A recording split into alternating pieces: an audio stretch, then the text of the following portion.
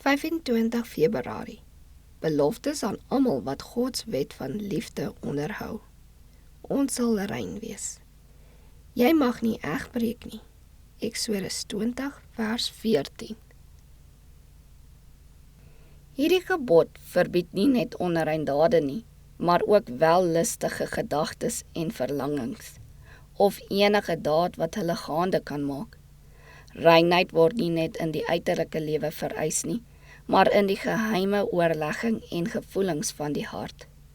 Christus, wat die verrykende verpligtinge van die wet van God geleer het, het verklaar dat die sondige gedagte of blik net so werklik sonde is as die onwettige daad. As die bose gedagte innerlik gekoester word, hoe heimlik ook al, het Jesus gesê, wys dit dat sonde nog in die hart heers. Die siel verkeer nog in galbitterheid en in bande van ongeregtigheid.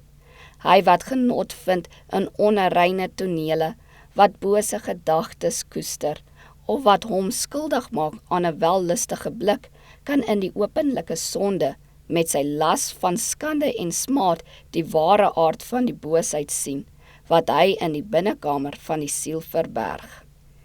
Die versoeking self, waaronder 'n mens moontlik in ernstige sonde kan verval, skep nie die boosheid wat aan die lig gebring word nie, maar ontwikkel of openbaar slegs die begeertes wat al die tyd in die hart gesmeel het. Soos 'n mens in sy siel bereken, so is hy, want uit die hart is die oorsprong van die lewe. Die hart waarin die Here woon, sal so gevul wees, so bevredig met sy liefde, dat dit nie verteer sal word met 'n drang om simpatie en aandag te soek nie. In die siel wat hom aan God oorgee, kan sy wysheid tot stand bring, wat die menslike wysheid nie kan doen nie.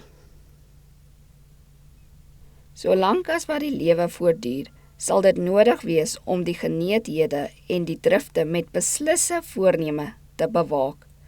Ons kan geen enkele oomblik veilig wees nie, behalwe waar ons op God vertrou met die lewe in Christus verborge.